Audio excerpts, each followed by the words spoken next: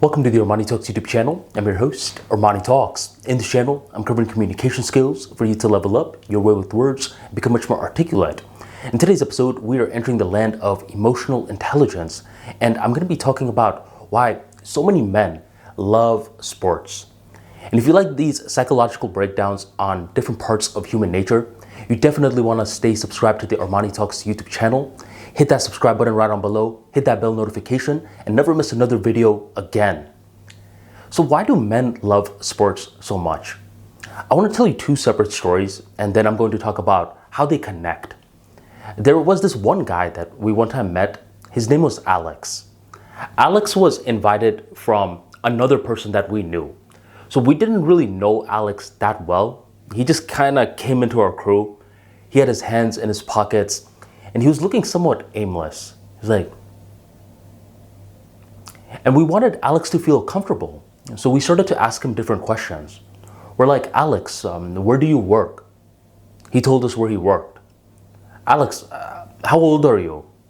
He told us how old he was. Do you have a girlfriend or anything like that? He told us. Eventually, we're like, man, this guy is responding back to a lot of questions, but he's not asking us any questions back.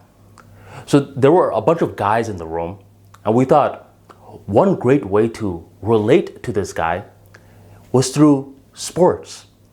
Around the same time, the NBA finals were happening, and all the guys were watching NBA finals.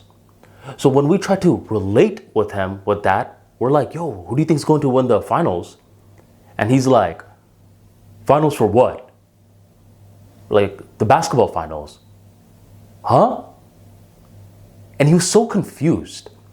When he was that confused like that, I kid you not, for us, it kind of felt as if someone said, who's Abraham Lincoln?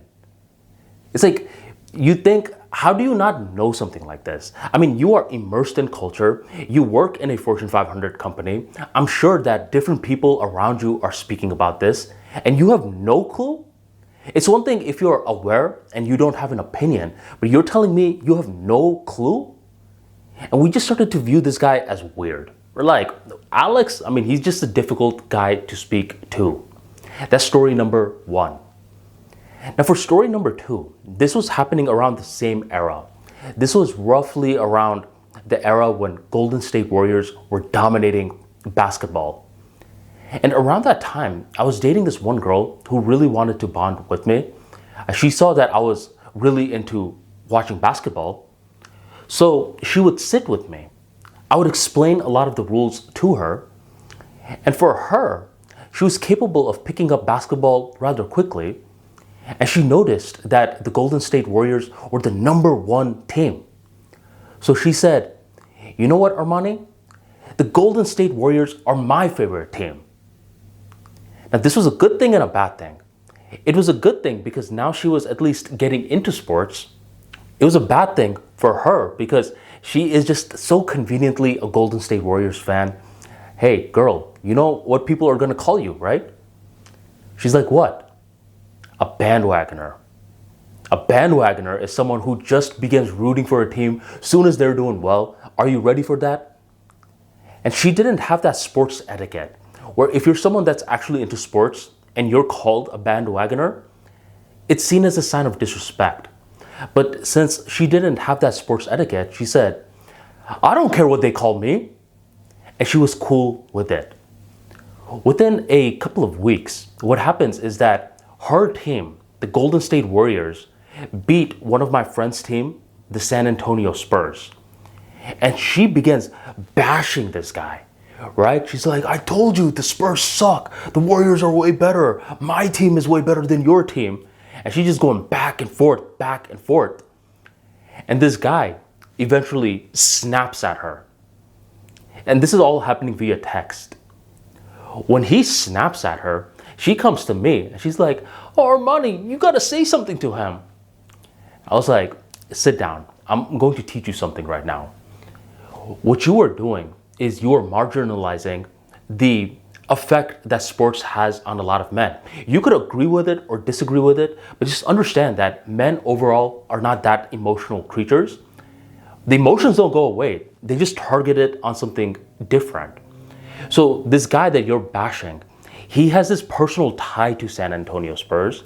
So when you're over here bashing the San Antonio Spurs, he feels like you're bashing his son. You don't want to do something like that. And that's where this second story of the girl dissing the guy and Alex, the guy who is completely clueless about sports, intertwine. What these stories should teach you is that men view sports in a very different way than a lot of other like women, number one, and boys, right?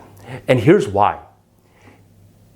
You want to view culture right now as the internet. And you want to view human beings as computers. The computer can connect to the internet via different means, right? It could connect via the Ethernet, dial-up, Wi-Fi. There are different means. And similarly, culture, there are different ways that human beings connect to culture. For some people, it's politics. For other people, it's celebrity drama. And for other people, specifically men, it's sports. That is their medium to connect to culture. Sports serves as the Ethernet cable to a lot of men. And if you can understand this, then you will see why a lot of men, they spaz out when their favorite sports team loses. You will see this especially overseas. I remember one time I went to Bangladesh during the FIFA awards. The games were being played and everything. And people were crying when Argentina lost. I thought, come on, man. I mean, that's too much. But that's how they felt. So that's one of the things you want to understand, especially as an adult, that a lot of men, they view sports completely differently than women and boys. It's because for a lot of men, this is their way to connect to the culture, and they're deepening their connection to their sports of choice. This is how they relate to other men as well. So if you are completely clueless about sports, I think it's good to educate yourself to a certain degree. And the best way to educate yourself to a certain degree is to play sports yourself. When you play sports, it's an effortless way to work out, to socialize with others, and to build this curiosity towards this athletic feat. I think sports is a great way for men to be masculine, not just watch it, but play it as well. So those are some thoughts that I have regards to sports and why men love it so much. If you enjoyed today's talk and you want more insights like this into communication skills, stay subscribed to the ArmaniTalks YouTube channel, hit that bell notification, and never miss another video again.